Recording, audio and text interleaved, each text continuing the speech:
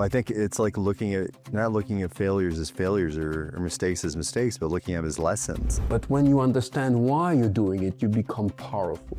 I've also been curious because a lot of people get mired in purpose, right? It can be a heavy conversation. For me, it's a light one because I know it. And so do you think, just to bring it back to joy, the more clear you are and the more aligned you are, the more at peace you are, the more authentic you are, and the more joyful you are? Joy is the outcome of something else, which is fulfillment. Welcome to JOY², Live with Joy. This is the podcast where we get to explore the power of joy, purpose, passion, and fun, and how joy, when practiced intentionally, transforms how we live, work, and lead. I'm your host, Greg DeCoker, and I believe that when you live with joy, everything gets better, and I mean everything. And this isn't just about feeling good. It's about unlocking joy as a resource, one that fuels better leadership, meaningful work, and thriving lives. Each week, we share the stories, the insights, and the sparks that ignite more joy, because joy is contagious, it's powerful, and it belongs to all of us. So lean in, stay curious, and let's create more joy together. This is JOY², brought to you by Essentia Group.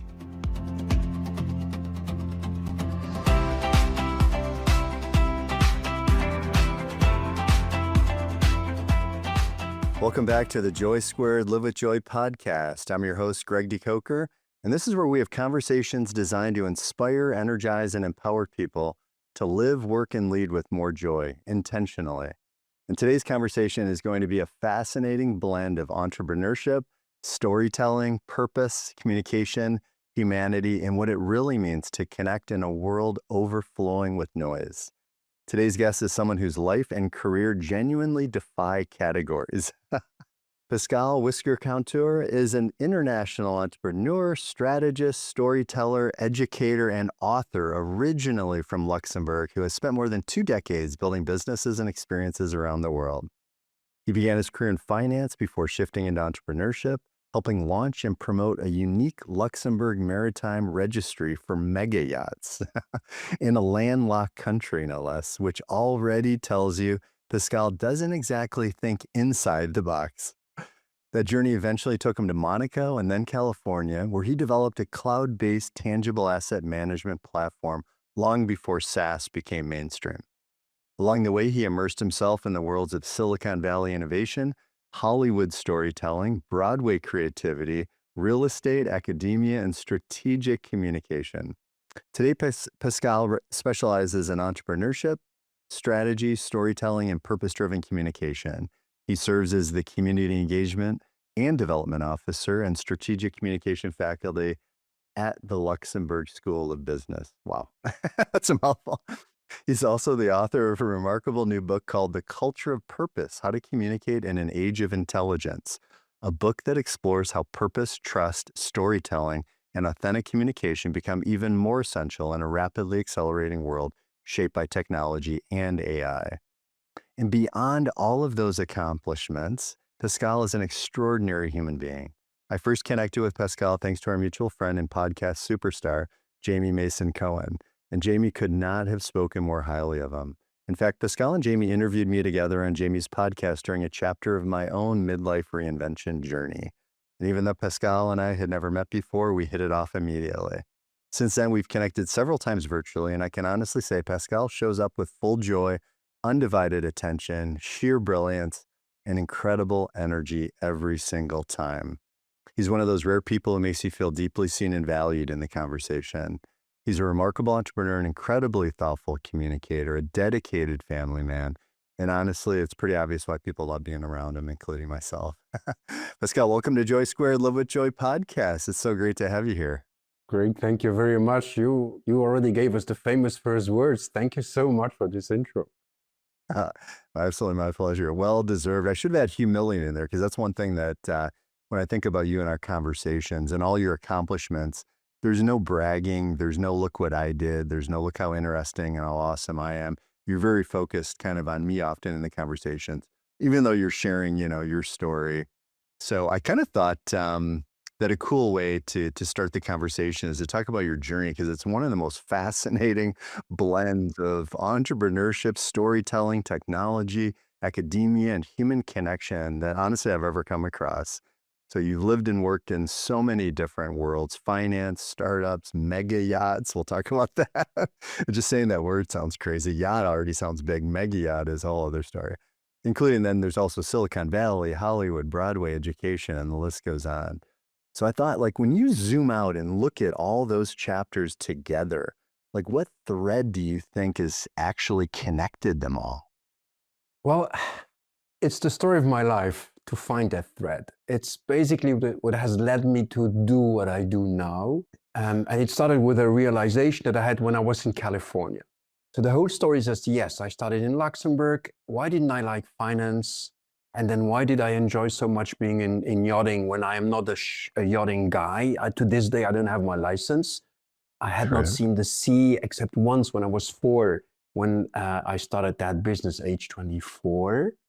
And then why IT? I'm not a developer. And then why the following steps? But that's exactly what happened in California when I started to understand. And as I looked back and I realized, okay, there's one outlier, which is what I was doing in finance compared to all the others.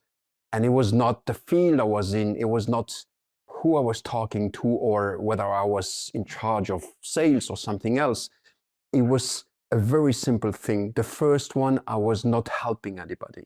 I was just doing something more in a capacity in a back office, but it was not at the service of a cause or of some people that needed something, or at least I Right. didn't perceive it that way, versus all the others, whether it's helping yacht owner that are millionaires or billionaires to just handle that beast and have peace of mind with it, or afterwards solving a problem for people who are looking for tools to manage what we call tangible assets. Going on in California, helping other startups, helping people set up a writer's room so that we could write stories. And everything I've been doing afterwards, that was my purpose. And that's literally how it led to try to understand what is purpose and what was that thread? Why was I happy sometimes and others not? And I realized that when I knew what I was doing, you know, that saying, that this Chinese saying, so I'm going to just twist it, then you are strong. But when you understand why you're doing it, you become powerful. And that was really the thing. The moment I realized why I actually cared doing certain things, everything started to make sense and felt aligned. And since then, although it was a progressive evolution until I really got it, but now everything I choose to do or not is always because I will run it through that filter. Does it align with my values, my purpose, my meaning, and so on? I love that. It's interesting because I mean, purpose is something that I've been in the conversation of for decades as well. Like, what's my purpose? You know, and I've been fortunate to know my purpose for probably 25 years, right? To co-create more joy in the world by instilling a deeper sense of purpose, passion, and fun in people and organizations. I've also been curious because a lot of people get mired in purpose, right? It can be a heavy conversation. For me, it's a light one because I know it. But then there's people that aren't really clear about their purpose and they're, you know, they could, whether they feel lost or they should know it. I'd love to hear kind of your purpose, but also too, what do you feel is the connection between purpose and joy? First, you know, as I had to do this research for the book I wanted to write, notably about purpose, which is kind of often perceived as a fluffy notion. So I tended to have a lot of pushback when you were talking of purpose. And yet, Right. when you felt it, when you knew it, it was important. So the first step was trying to learn how to find my own and then applying it to help others to find their own. And there's different ways because purpose is something elusive because you basically need to talk to the limbic system in the brain and not the neocortex. And there's a Okay. very simple question to illustrate that. If I am Okay. asking you why you love your family, you cannot explain why. You can say Right. lots of things, but because it's Right. a matter of the limbic system, why we care for certain things. So when you try to find out, basically the methodology I apply, and I've learned it from Simon Sinek and this famous Start With Why methodology, but it takes Yeah. like a couple of hours with the people because it's all about how they will react and how you guide them to try to give you the answer that they need to give you so that you can help them find that purpose. Because the neocortex tries to come in all the time, and the whole thing is to try to get that neocortex to sleep so that you can talk openly with the limbic system that will give away the why and a number of things because they're emotional. The other aspect, as I was looking into what is purpose, I made one incredible discovery, is that we tend to use meaning and purpose as being the same thing. It's not. So meaning tends to be looking backwards, and it's something more egocentric, self-centered if you want.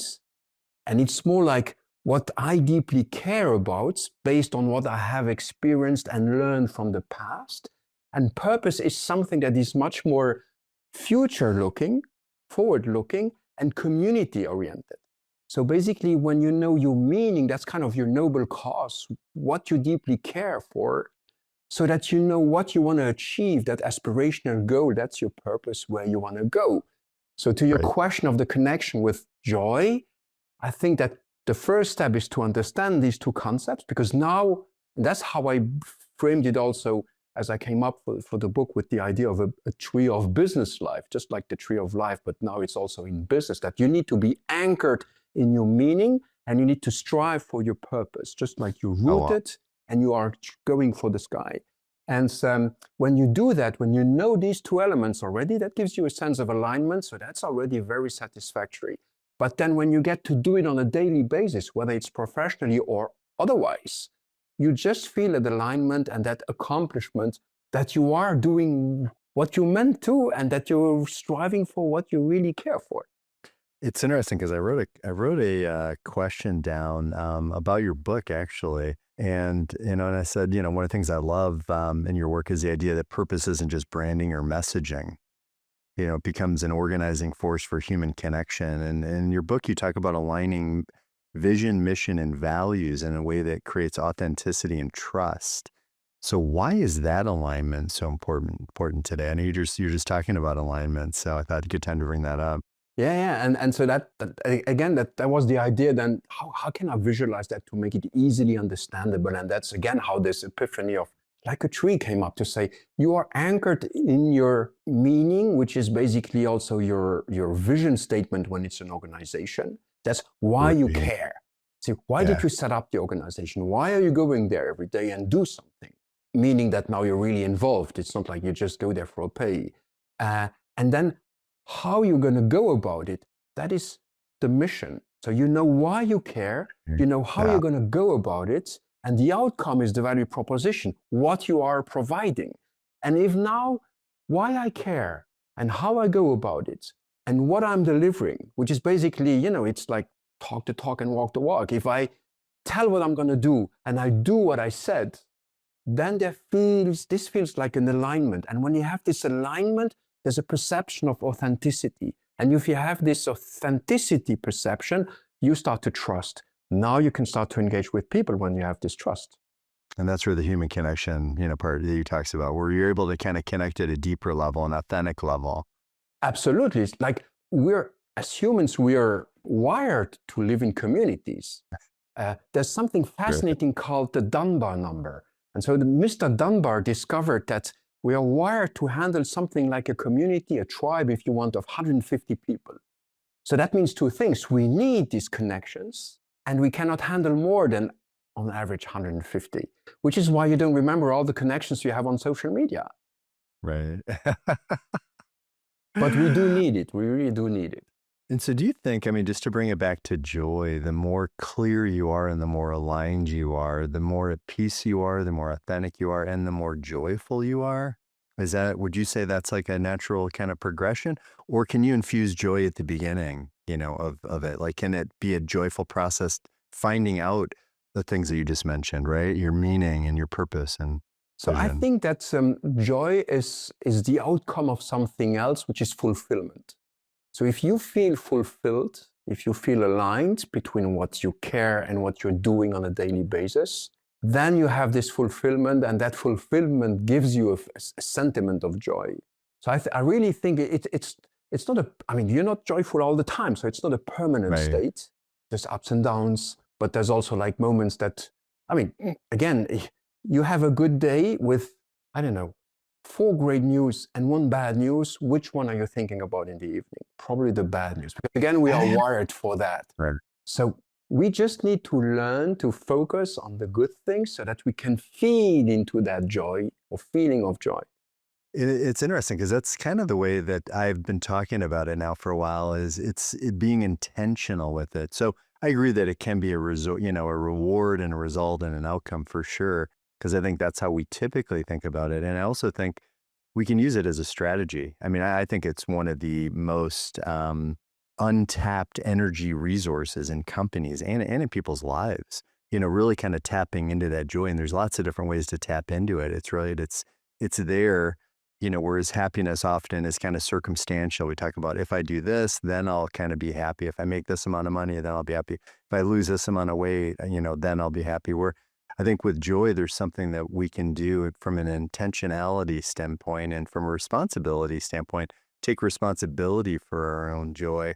And maybe if we're not clear about our meaning and our purpose and where we're going as a company or as an individual, that could be blocking it. That could be getting in the way of it, as well. Yes, I agree. I really think that joy being the outcome of a state, you're looking for that state of fulfillment, which you will get when you have this alignment, so that you really feel that you're doing what you're aiming for, and that respects the noble cause, the things you deeply care about. I really think that once you have this, that's why it's interesting to understand your meaning and your purpose, so that you can start to define. You can build your own tree, and now you can, everything that you decide to do, you can basically every time run it through that filter. And then it's like with the startups, something that I coach, like the first question I ask them always is like, why are you doing this? And then, you get typical answers like success or change some market or make money, whatever. And I said, all those are outcomes. That's going to be a happy consequence if it works.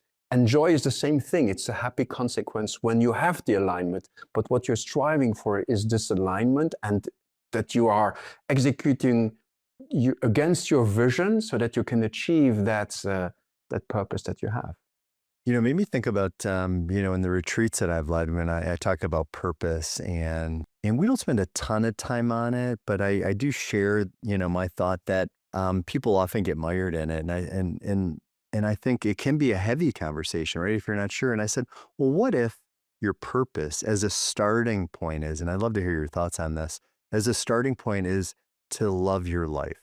And I'm talking from an individual standpoint, like your purpose is really, because the more you love your life, the better everything's going to be. You're going to lift the energy up in the room. You're going to probably make better decisions because you're focused on what is it that, brings joy to you? What is it that makes you happy? Yes. And then maybe along that way, as you're kind of exploring and you're in that conversation, you're really focused on loving your life, maybe then something more specific will come out, that. So it's a way to kind of, I was trying to give kind of my guests some space, give them enough space where they could give themselves permission to not get mired in the potential heaviness of that conversation, but maybe even as a starting point. I'd love to hear your thoughts, because again, that's just my opinion. That's just an idea that I have, trying to help people really figure out what they want in life and get what they want. So that was just one kind of conversation among many. So, but I'd love to hear your thoughts on that.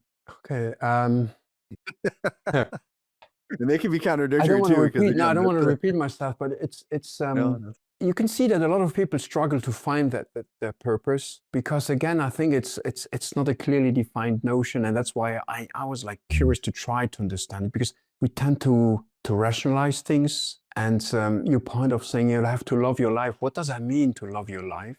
That probably means that you have to accept your life, because your life cannot be perfect. So that means you have to accept the good and the bad.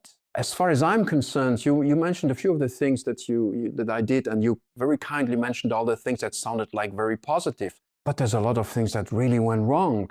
And I know one thing is that I'm the person I am today thanks to the things that went wrong, because that's when I learned stuff. And that's like the famous phrase from Steve Jobs. I mean, you can only connect the dots backwards.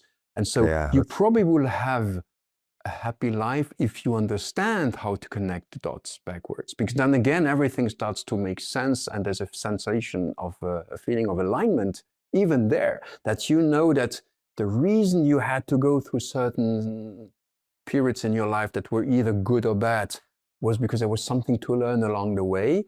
And as long as you manage to look back at it, and that basically your past becomes kind of your future wisdom, and that you can look into the future and have gain some sense of confidence that whatever's going to happen, you will find a way to make things work out because you have all that past that teaches you. And that I can connect that again with something I found out that surprised me in neuroscience, which was that the brain basically works in a very similar way. And it was very controversial when it came out, and now it's like getting more and more accepted. The brain works like an LLM, like an AI, is that we are using the accumulated data of the past to try to project by probabilistically guessing the immediate future. See? So right. That's how we're wired naturally. So if we are capable to understand what we can take away from the past, whatever it was, good or bad, it probably will give us a sense of comfort looking into the future, which probably can trigger this state of fulfillment, which then has as a consequence a perception of joy. I love that consequence, because sometimes the consequence, we at least I've thought of that as negative. Like, there's that, I think it's a French, expression or proverb where it's like, sooner or later, we all sit at a table of consequences. Like it may take a while, right? Based on, how we're living our lives and stuff like that. But that's, I love the positive spin on it, having joy. Do we have a choice? I mean, you can just be sad and unfulfilled because you're angry about everything that didn't work out, or you just can let go of it and just see where you can learn something and then go move forward, right? So sometimes you win, sometimes you learn, but you never lose. Well, I think it's like not looking at failures as failures or mistakes as mistakes, but looking at them as lessons. You talked about your past as wisdom, right? I mean, really looking at it's our best teacher. I've been consistently hard on myself my entire life, and it's I'm a work in progress like all of us, and continually trying to look at ways to be more gentle, with myself, and to let go of certain things. Okay, that happened. So, and I've asked a lot of people, how do you let go of stuff? I mean, I don't know if, I'd love to hear your thoughts too, because like I've asked 100 people probably over the last 20 years, like, because it's like sometimes I feel like I'm really good at letting go of certain things, and other times I feel like I suck at it. So, where it's something that just, it's there, and I'm like, okay, you know what? I did that, or I said that. Maybe I've apologized. Maybe I've made amends.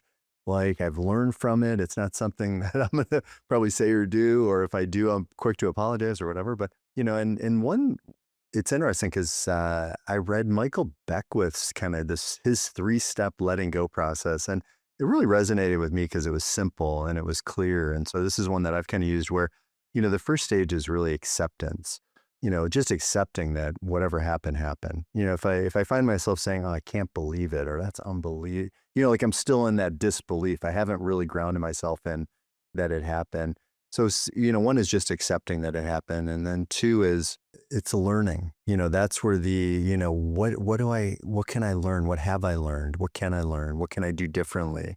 So it's really gleaning the wisdom out of that lesson, out of that situation, out of that circumstance. So learning, harvest the good is what he refers to it as. There it is.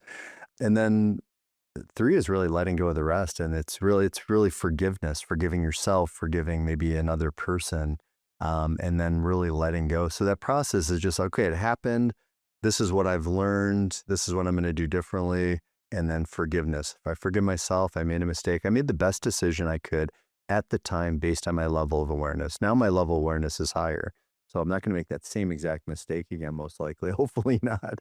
But anyway, it's kind of, because you mentioned letting go. So, I mean, I'd love to hear your thoughts on, like, how do you let go of that stuff? How do you kind of learn from your past and use it to guide, yourself, and use it to propel you forward as opposed to drag you down? So, despite everything you described, what I did, I am actually a world champion imposter syndrome. Oh, right. So Okay. I can relate. And I could go back into my childhood and adolescence to explain to you why and so on. But the thing is that I never felt that I was worthy or good enough. For a long period, the unfortunate consequence was that because I didn't realize it, is that I was self-sabotaging me. Right. And so time and again, there were things when things were going really well, I was asking myself, why is now something coming and disrupting it? And it was basically me, or somehow just my approach or my behavior. And so the moment I started to understand that, and that it was a heavy weight, then the idea was say, okay, how can I let go of that? Yeah. And it's just, you have to forgive yourself. I mean, it's just, I don't see another way than just to say, it happens. The only thing I can do now is see, is there any lesson I can learn from it and not beat myself up? It's done, it's done. And then hopefully do better next time and remember it. And that gives you some sort of more lightness. And if you're less heavy, then perhaps you start to approach things in a more, like natural way, like more, you're going to be more open to perhaps your intuition, so you're going to listen more, you're going to, and as you're less heavy and lighter, for some strange reason, things, in my experience, become almost easier. See, so it's almost like if we were overthinking things to make them complicated, when sometimes just focusing back on what was the meaning and the purpose, and just saying, okay, so I'm going to just align myself again with that, act in coherence with that, and then somehow things become easier. And honestly, today, sometimes I am very surprised at what's happening. I mean, even, who am I to write a book? And then, as you know, I just came back from this tour in the US. I'm like, wow, the feedback that I got. And I'm like, I'm humbled because why would even I dare to do something like that? And I'm exhilarated by the impact it had. And so I want to do more. Yeah, I love that. I can't wait to read your book. Yeah. When's that coming out? Next month, in June. Next month. Okay. I knew it was soon. I knew it was coming out soon. Okay, fantastic. We're finalizing all the last elements, and then the pre-release is coming soon. And then, yes. Okay, we'll get a link out. I should say, yeah. We did pre-release, so the website went live, and now we're going to soon open the pre-ordering, and then, yes.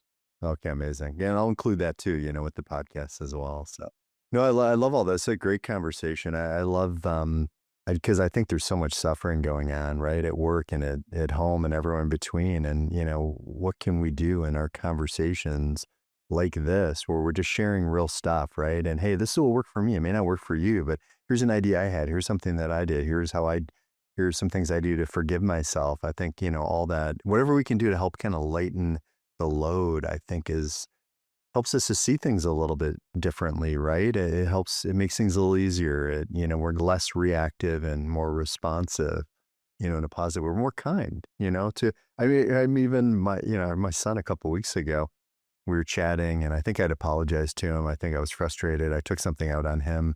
It's not something I do very often. And when I do it, I apologize pretty quickly. And he said, Dad, goes, sometimes you apologize to me, and I don't even remember what you're apologizing for. Like, I don't even remember. You're like, yeah, I'm sorry if I was being hard on you, a few days ago about whatever. And he's like, because I think he sees me for who I am. He sees me as the essence of who I am. So I think with that, there comes some flexibility, or what's the word I'm looking for? Some space, right? To be human, right? Like he's not looking for a perfect dad. I'm not perfect by any stretch. I'm a recovering perfectionist. That was a tough road to be on for a while. It's like the horizon, trying to go for the horizon, never attainable, right? So yeah, I think there's a lot we can learn about ourselves and a lot we can share with others. And I think, and you said something, because it's true everywhere. It's not just in our lives, it's also in our work. Something that struck me when I came back to Luxembourg from New York. And Luxembourg has this reputation of being a very wealthy country and everything. So everyone starts to build up this image saying, oh, they must be all very happy. And then you look, for instance, that there's this yearly Gallup quality of workplace study. We're at the bottom.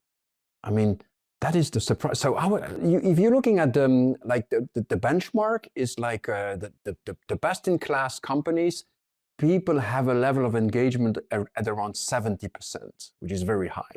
Then when I'm asking people here in Europe to say, who do you think is higher, Europe or US? And then everyone's, oh, Europe, because we have this quality of life and everything. And it's no. The US average is 30%. The European average is 20%. The Luxembourg average is 10%. So the people are not fulfilled at work. And I have friends who are counting the years until retirement, until they can get out of that work that they don't like, but they go there because the pay is really good.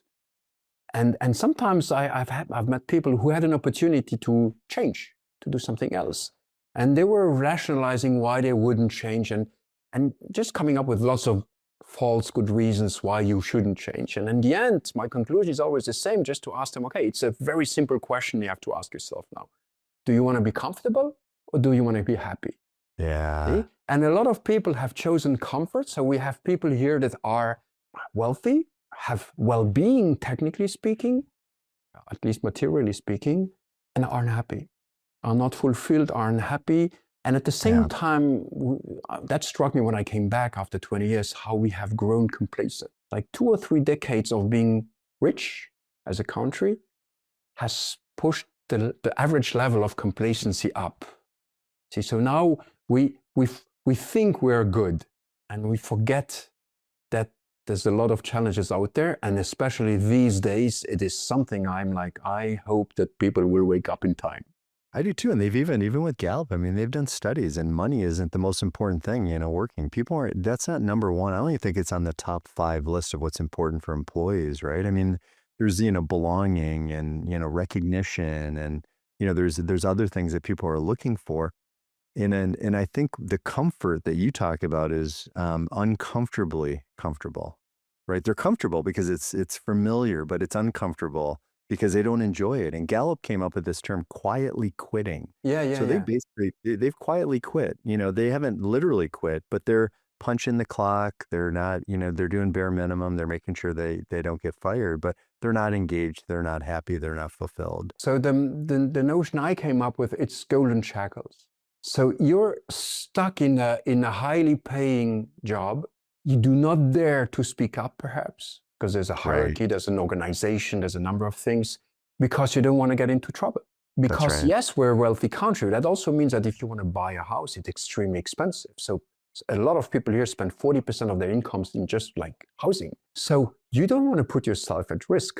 So that means you become silent. You have this quiet quitting just because you are in that golden cage that pays super well, but you just can't raise the voice, or you feel that you cannot allow to even try because you don't want to take that risk. It's the total opposite of kind of getting that golden parachute. Sometimes, I've had friends where they weren't totally happy and they were making some changes at work, and then they were offered an opportunity to leave, and recognized for their years of service with a golden parachute, with a large sum.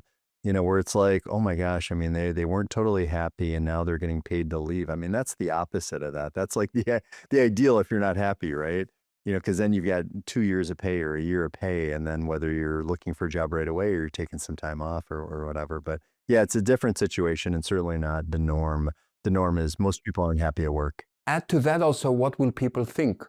You see? So we're also afraid of the image we're going to. That's right. Oh God, he lost his job. Yeah, I know. And we get concerned. I mean, we're often up in each other's grills and each other's business. And it's like, the gossip and the stuff. I mean, I don't really participate in that very much anymore. It's like, what can we do to recognize people for who they are? What can we do to connect with people? I'm a personal development junkie and a human connection junkie. I just want to find out, like, what makes people tick? What do they love? What do they don't love? How can I support them? I mean, I came up with 2 questions in my 20s that I've asked a lot of people. And I think it was more about how can I be of service to people? And it's number 1 is, what do you want? And number 2 is, how can I support you in getting what you want? And you the one just thing described is, your meaning and your purpose. You just described noble cause and aspirational goal. Oh, that's interesting. Look at this. I'm a work in progress, and we uncovered some good stuff. Yeah. Oh, No, wow, indeed. cool. And I agree with you. I mean, I have the same thing. And that's one of the things I enjoy very much teaching at the Luxembourg School of Business. I have bachelor students. They're first year, 18 years, 19 years. So you have to push them out of their comfort zone, of course. So I draw 2 circles and I show them, like, an inner circle, say, that's your comfort zone. And the outer circle, that's your safe zone. So you never must get out of the safe zone. You always have to stay in that safe zone. But my job is to push out of the comfort zone, because that's where you're going to grow. And then I push them, like, writing and speaking, like literally strategic communication.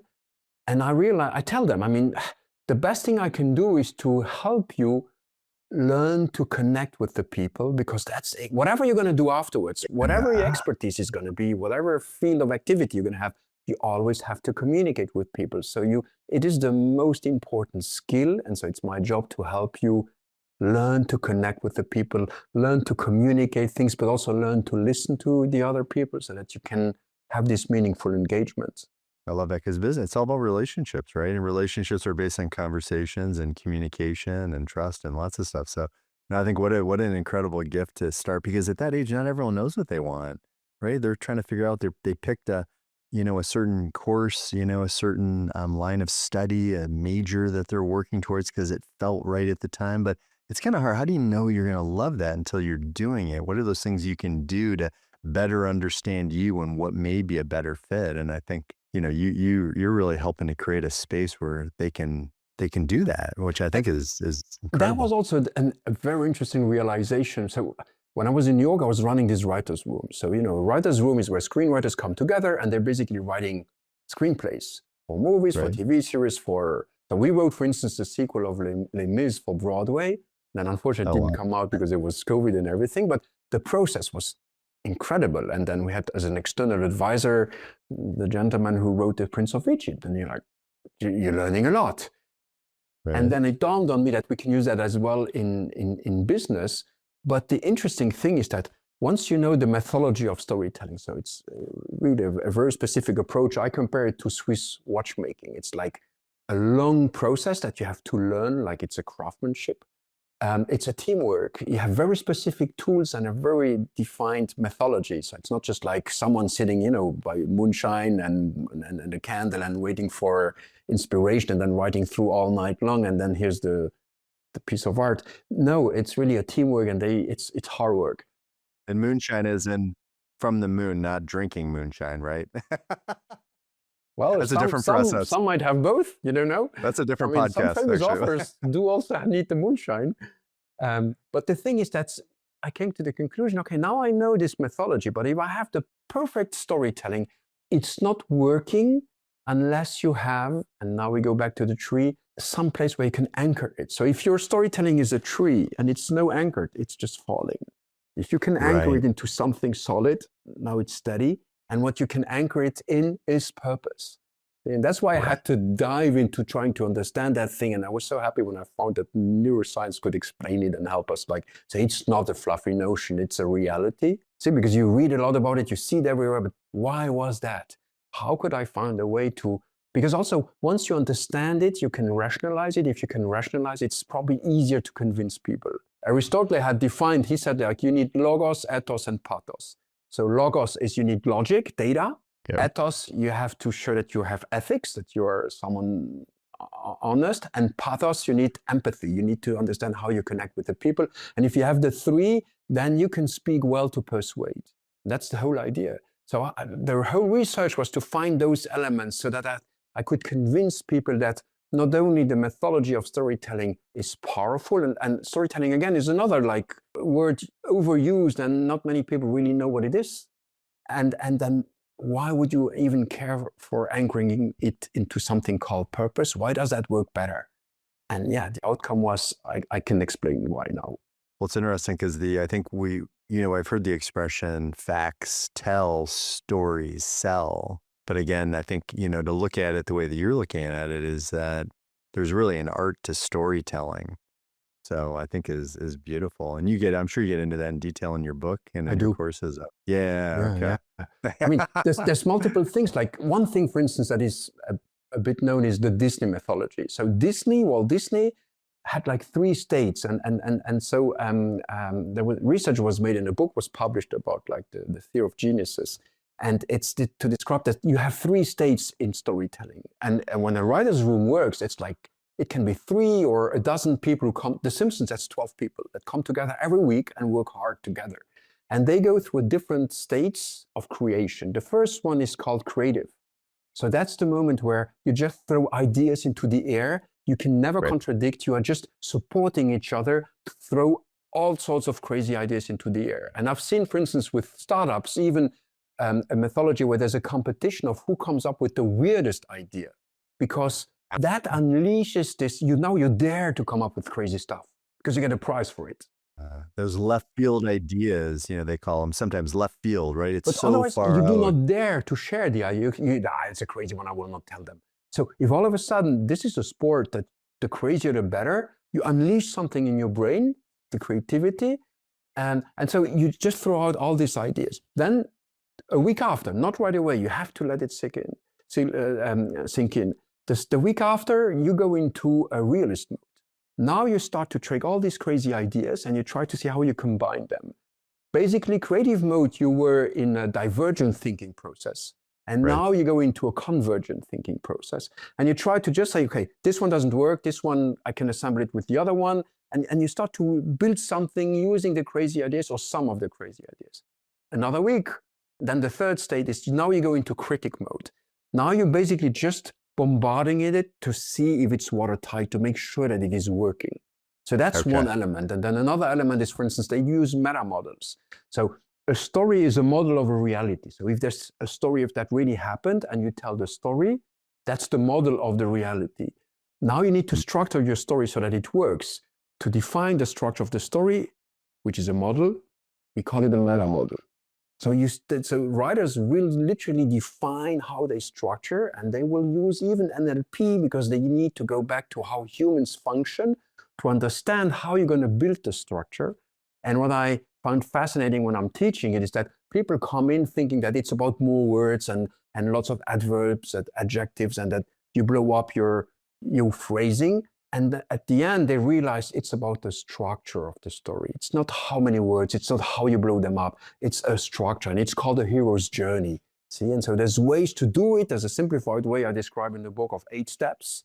And if you look at famous movies, I mean, would you believe that movies like Top Gun or Star Wars are models of how you do hero's journey, how you structure it? And if you think of it, it's always kind of the same pattern. It's a hero in a balanced life.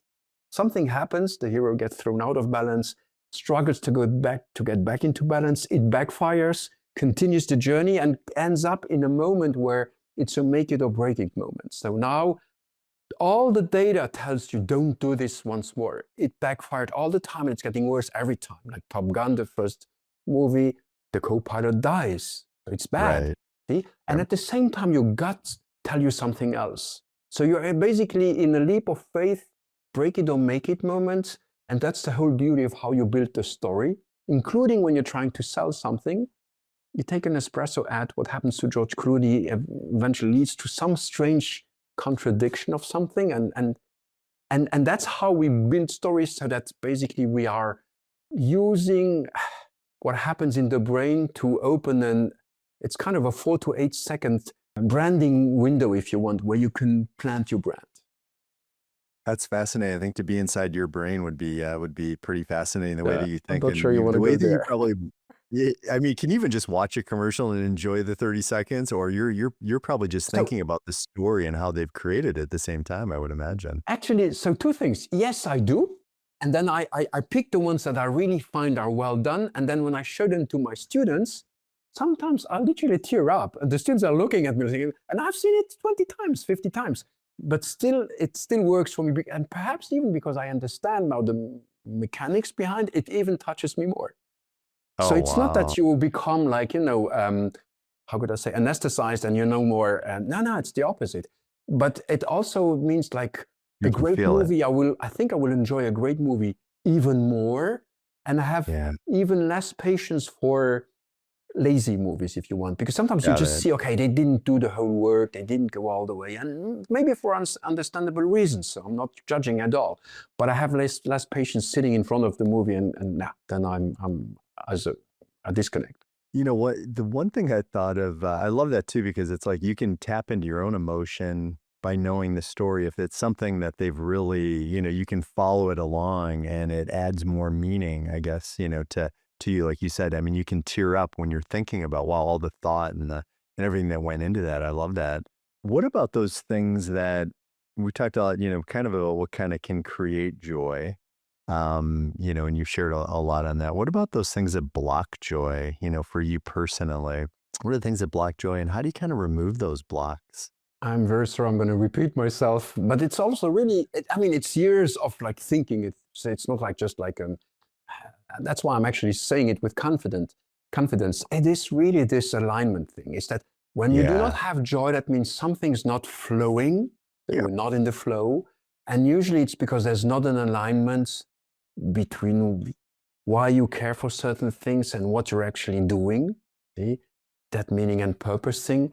And it's usually where you can go and find it. And I get to do that in workshops with people, or even sometimes in companies, just to understand where something is not working. And the first task is literally to try and go back to the basics of saying, okay, let's try to understand the meaning and the purpose. Once we have this vision statement, let's see what the mission statement is. Now, if we know why we care, how are we going about it? And then let's see if the description of the value proposition we have fits, if we have this coherence. And it's not only because we tend to think, okay, that's what I just told you, you probably visualized marketing and PR. And so that's one side of the tree. But the other side of the tree is equal, that's inward. So outward, yes, makes sense. But inward, the team members are clients in a way. And so you also need to have an inspiring vision that you have described and articulated skillfully, so that these people can feel it and that they want to be part of it, and then they're going to contribute. And then you get higher engagement, because now people are not doing something because you motivate them with a premium money or whatever. They do it because they feel inspired, because by the vision.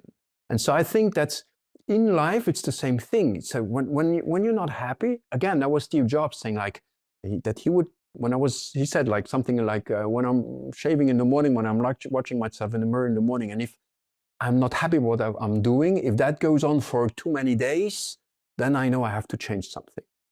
So but again, changing something requires courage, right? So it's a choice.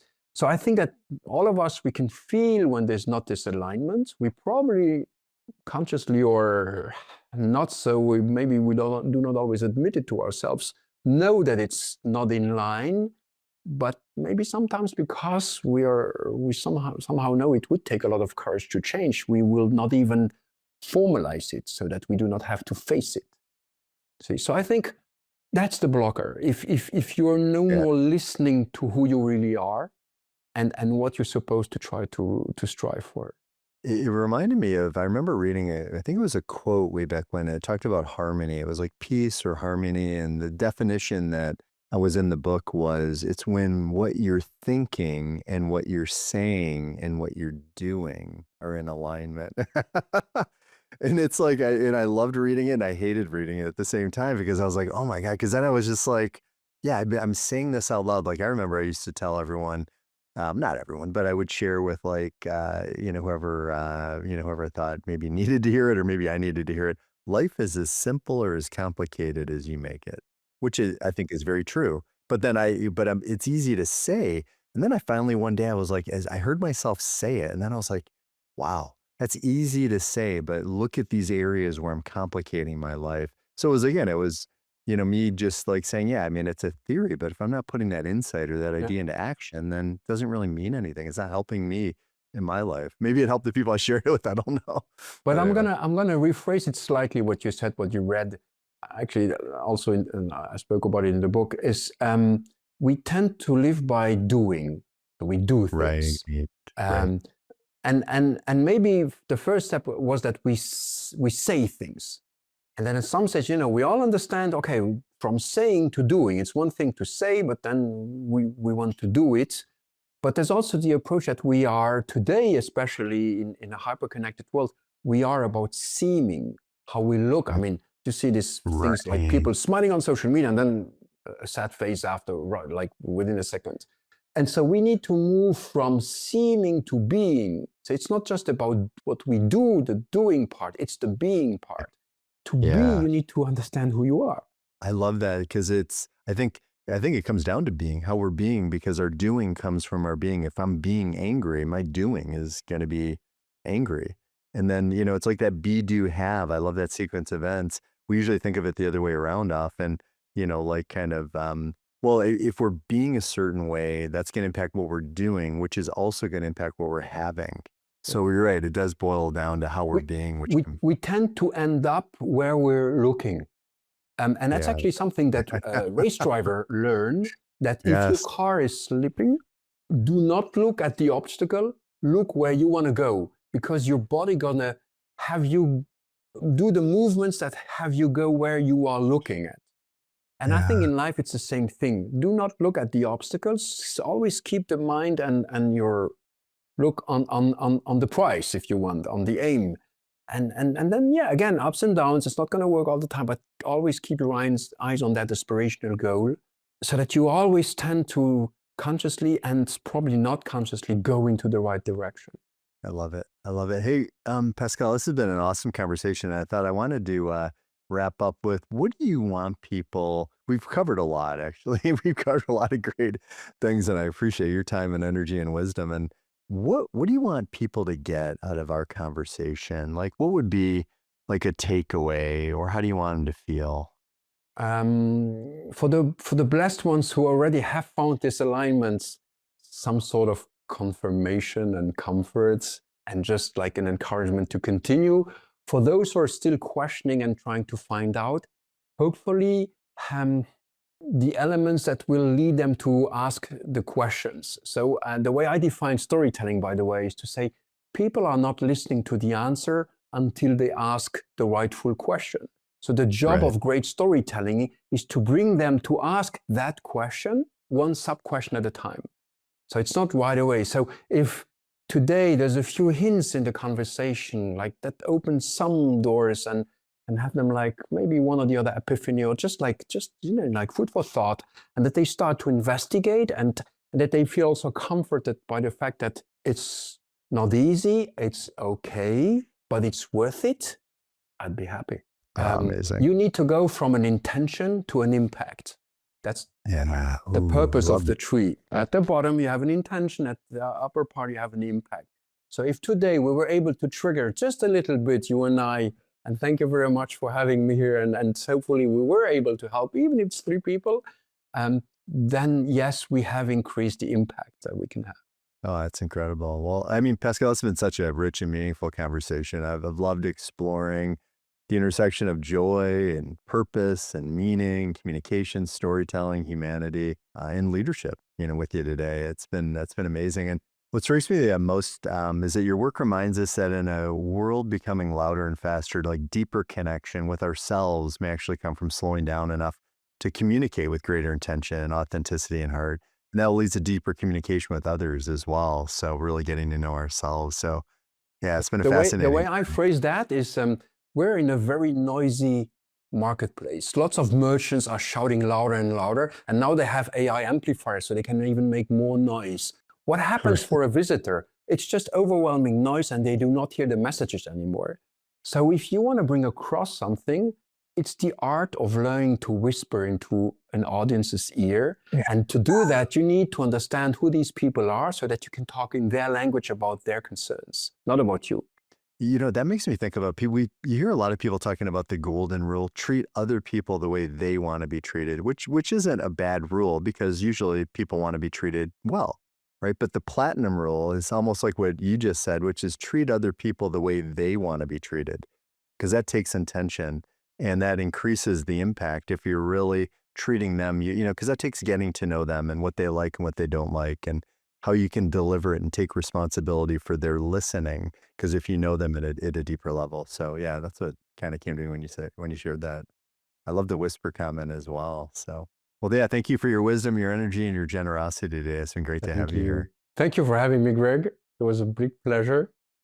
Oh, it's been awesome. And to everyone listening, yeah, thank you for your time and energy. And if something from this conversation resonated with you, and if you heard one of Pascal's whispers and that resonated, please do something with it, and don't just let it sit there. Like, take one idea, one insight, one small shift, and put it into action, because joy isn't something we stumble into.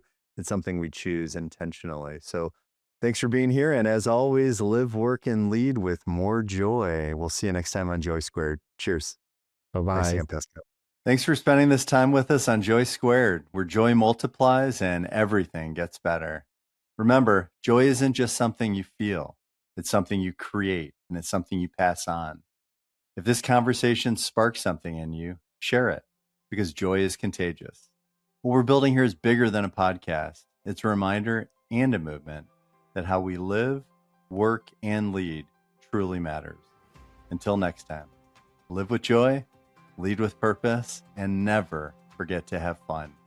Keep choosing joy squared. And if you're enjoying the journey, we'd be grateful if you subscribe, like, and share Joy Squared so the ripple keeps spreading.